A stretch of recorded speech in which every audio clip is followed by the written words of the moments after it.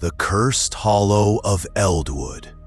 Yo, listen up, 'cause this ain't just some lame campfire story you can brush off. This shit's real, man. It's gonna crawl under your skin and mess with your head for days. It's about Jack, this documentary dude who stumbled into a nightmare that almost wrecked him. If you've got the guts, stick around. This is gonna drag you into a place where the shadows got teeth and the past won't let go. Trust me, you ain't gonna wanna miss this wild ride. Day 1. The trip kicks off. Jack Rollins, this scruffy 32-year-old with a beat-up camera, a backpack stuffed with gear, and a stubborn streak a mile wide, had been hearing the rumors for years. Eldwood, this backwoods village miles from any city, was the kind of ghost story everybody whispered about. They said it was cursed, people vanishing, screams ripping through the night, weird lights flickering in the trees, and a vibe so creepy, no one dared get close. The villagers, born and raised there generation after generation, never bailed, like they were stuck in some invisible trap. Their lives, a never-ending loop that only death could break. To the right, a thick, spooky-ass forest crawled with wild beasts, wolves with glowing eyes that looked alive, bears straight out of nightmares, and noises that sometimes sounded like human screams.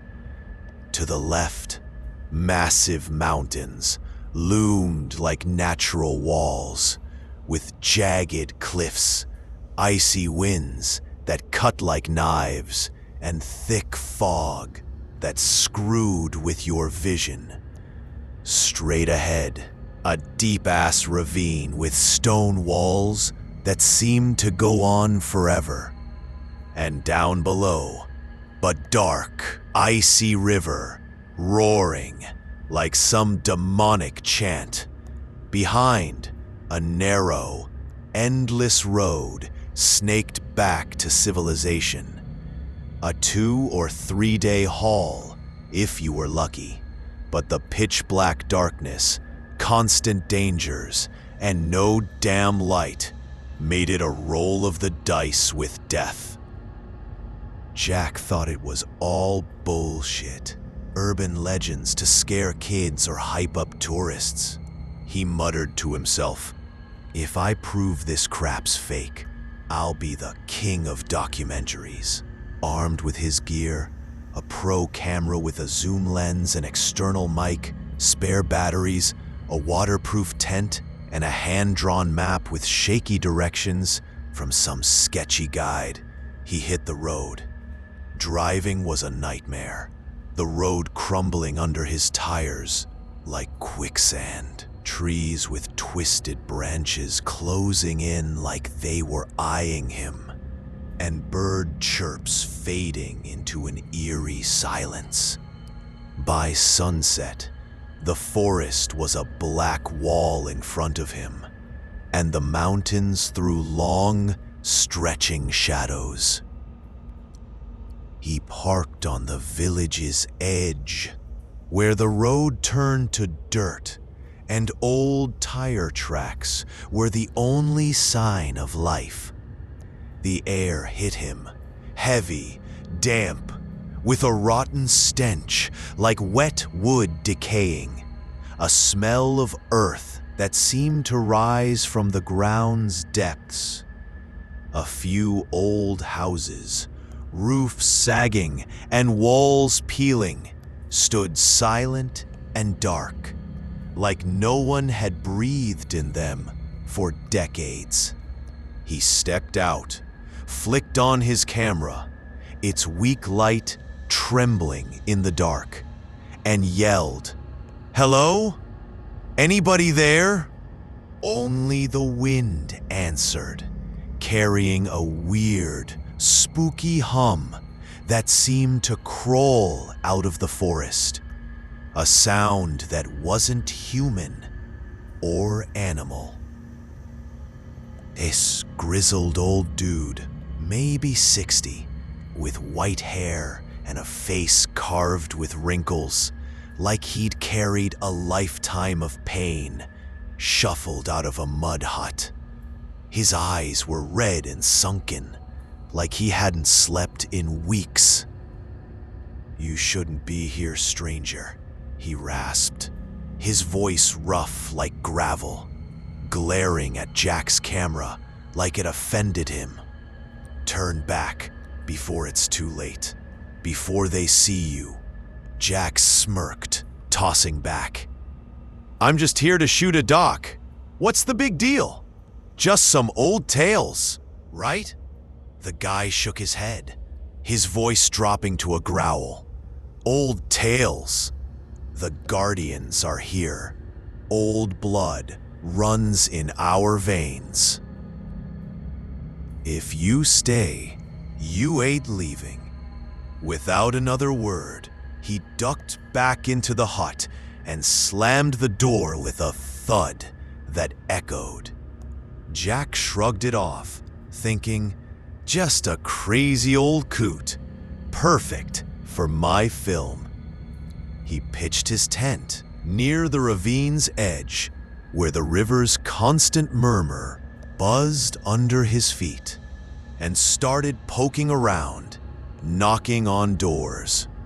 The villagers, gaunt faces with eyes that hid secrets, gave him cold stares, mumbled under their breaths, and slammed their doors shut. That night, with the moon hiding behind clouds, the forest's howls and the river's roar kept him tossing and turning. He jolted awake a few times, swearing he saw shapes in the trees, figures that walked like humans, but taller, weirder. He wanted to bolt, but his pride kept him glued. Day 2. First signs of weird shit.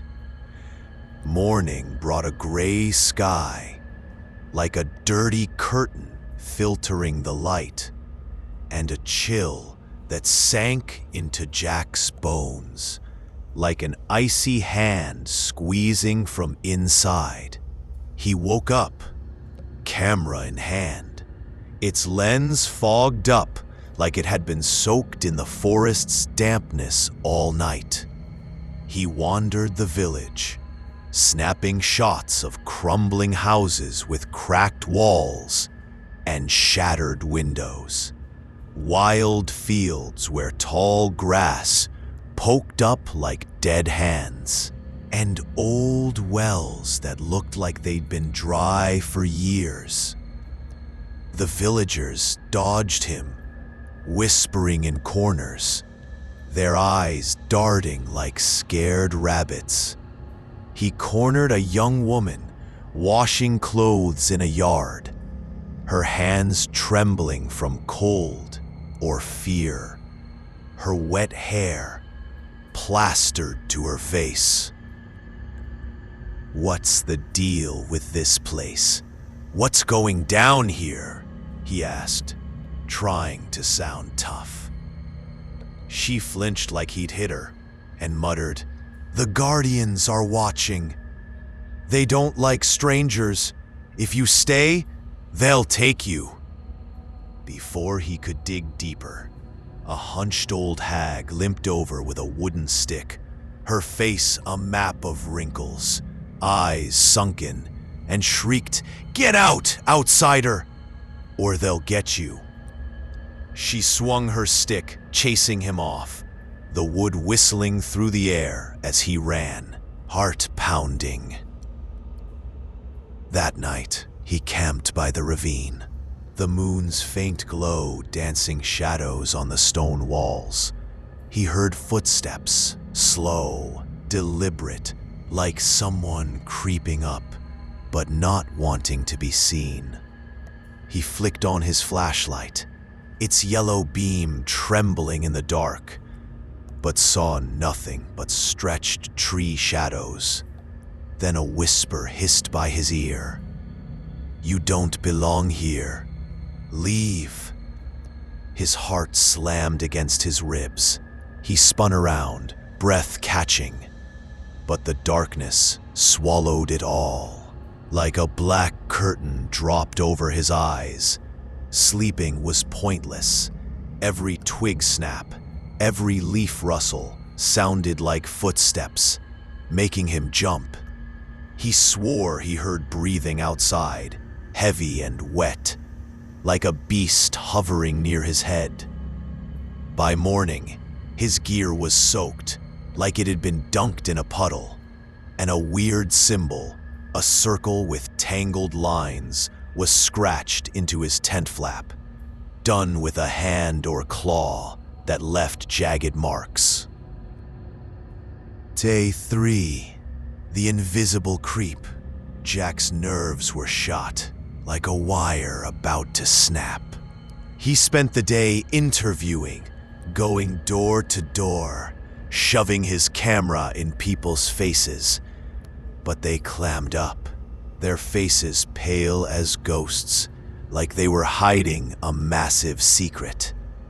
A 10-year-old kid, with dirty hair and sunken eyes, whispered, "They come at night. My grandpa saw 'em once, tall, faceless, like living shadows. Before he died, he could only mumble." Jack chuckled, thinking just a kid's imagination. But the kid's terror stuck with him, a shadow in his mind. He hiked to the forest's edge, filming the gnarled trees and exposed roots, when a guttural growl stopped him cold, rumbling from the forest's depths like a beast sizing him up. No animal he knew made that noise. Not a wolf, not a bear, something freakier. His camera glitched, the screen filling with static, white lines dancing in his vision, and he bolted back, panting, his heart in his throat. That night, the whispers turned to voices, multiple, overlapping, like a choir from a tomb, coming from all directions. His tent shook, the poles bending, the canvas stretching.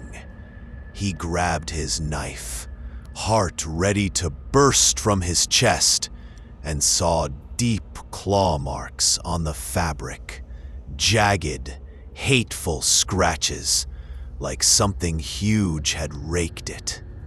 No sleep again, just the sound of breathing outside, heavy and wet, like a monster camped by his head.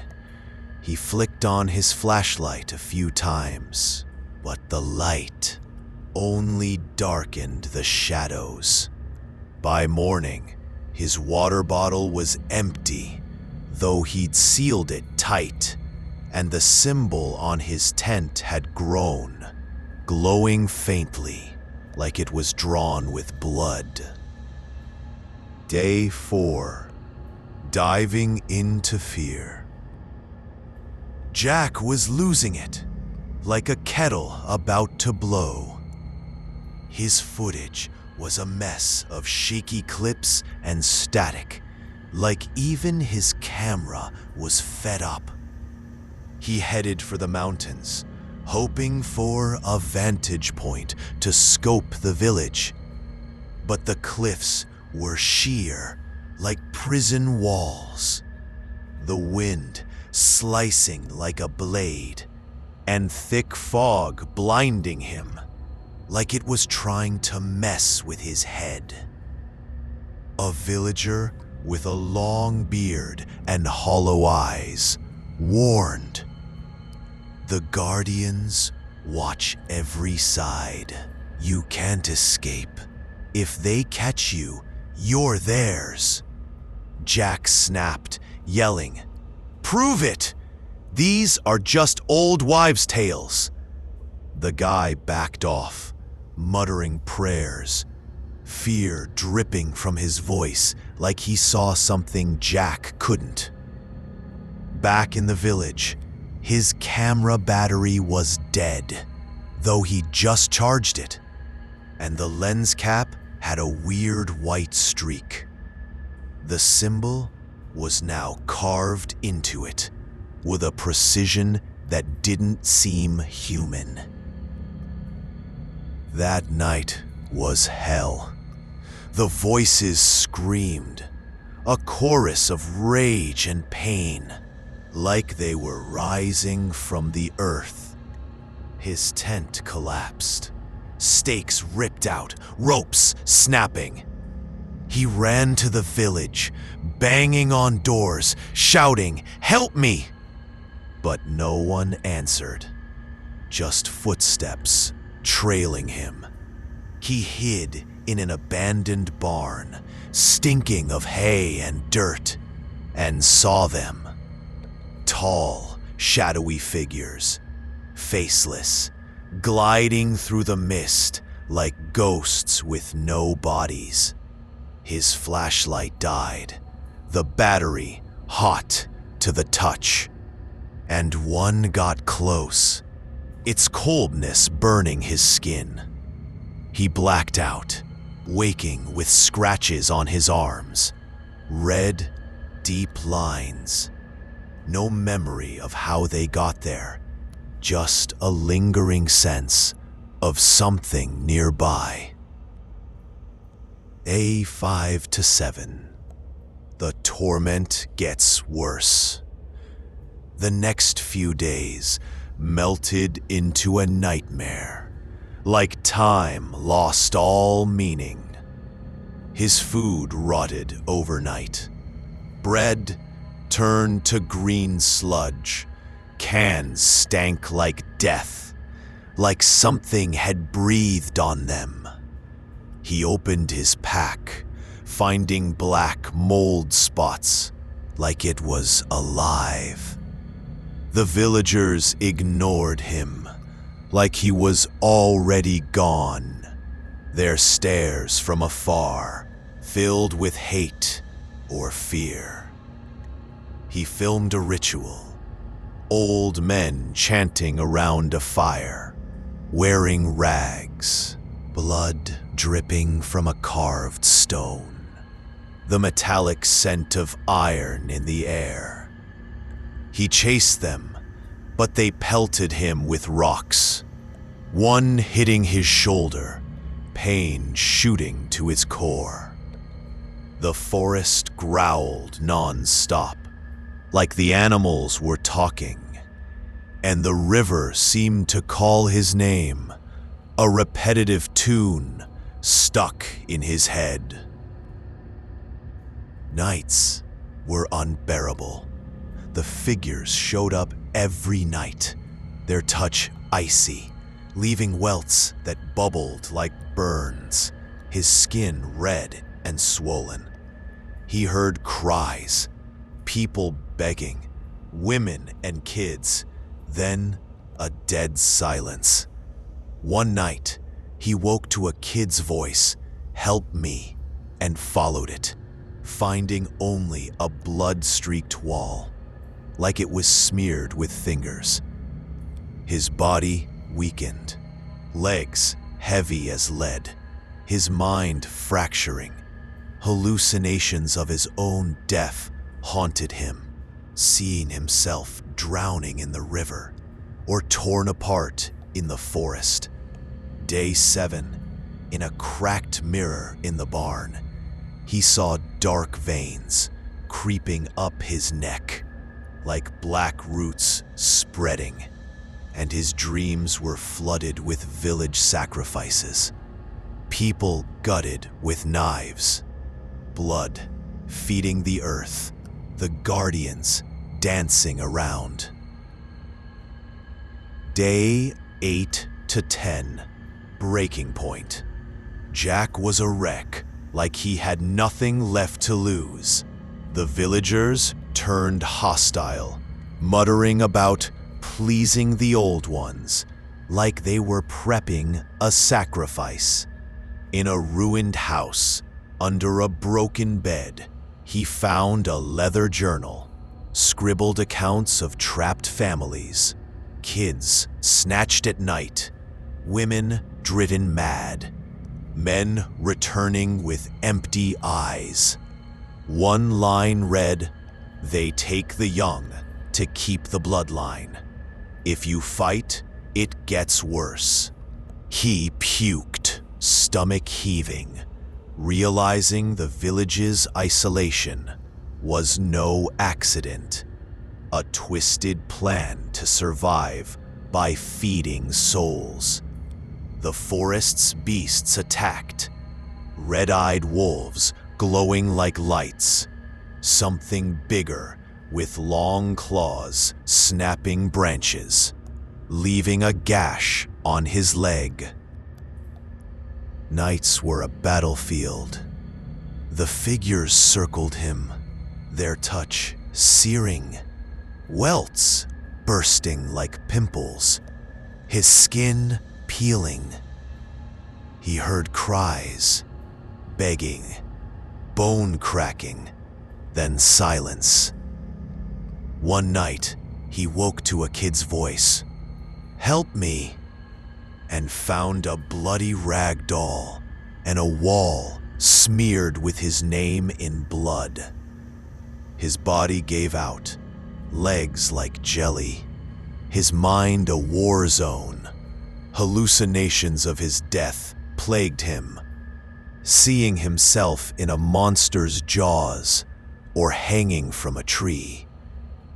By day 10, he was delirious, chatting with shadows, the symbol now branded on his chest, pulsing with heat like a living wound.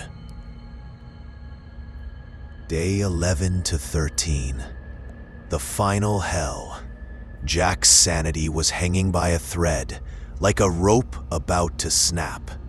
The villagers held a ceremony, tying him to a wooden pole, ropes cutting his wrists, chanting as they poured sheep blood over him, the stench of iron and death choking the air. He fought with all he had, but their strength was unnatural, like they were possessed.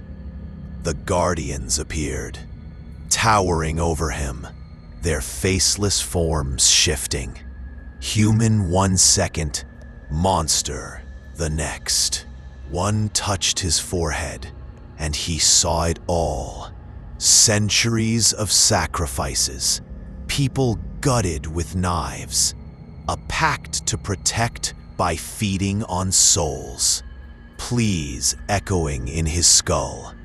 He screamed until his voice cracked, throat dry, blacking out as they sliced his arm with a rusty knife, his blood spilling. He woke in a pit, surrounded by white broken bones, the stench overwhelming, the river's roar deafening like a scream. The figures gave him water tasting of ash, promising eternal service, their voices looping in his head. Days blurred, beatings with sticks, visions of his family dying in flames, the guardian's laughter like jingling bells. His body was a map of scars, his mind a battlefield, death a constant shadow. Day 13, he overheard them plotting to kill him, thinking his death would appease the old ones, sharpening knives and coiling ropes. He stole a blade from a torn pocket, steeling himself to escape, though his legs felt like stone. Day 14. The crazy-ass escape. Jack's last day was pure chaos, like the end of the world in a ghost town. The villagers hunted him with torches, their yellow flames dancing like devil eyes in the night. He bolted for the road, the forest grabbing at his heels, branches snagging like hands. The ravine's edge, a constant threat. One misstep, and he'd be gone. The guardians chased, their whispers filling his ears. "You can't leave. You're ours." He limped, blood dripping from his arm, vision blurring like the world was fading.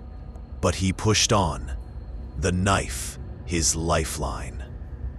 The road stretched forever, darkness swallowing the light, only his ragged breaths in his chest. Wolves howled, and a massive shape loomed, hairy, with long claws and red eyes, then vanished, like it was toying with him. Hours or days he lost track, time a hazy mess. His body gave out, legs buckling, but he crawled, knees scraping on sharp rocks, the knife his anchor, hands scratched raw. The village's screams faded, but the guardian's presence lingered, a cold weight on his soul, like an invisible chain pulling him back.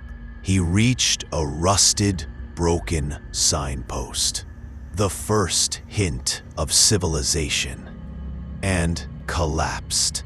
The road ahead, a blurry dream. His camera was smashed, lens cracked, but the memory card recorded his gasping breaths, his mutters of, "God, help me." The symbol still glowed on his skin, like a living scar. As he blacked out, a whisper followed. "We'll find you. This is just the start." The story stops here, but the air feels heavy, like something still lurking in the shadows, waiting.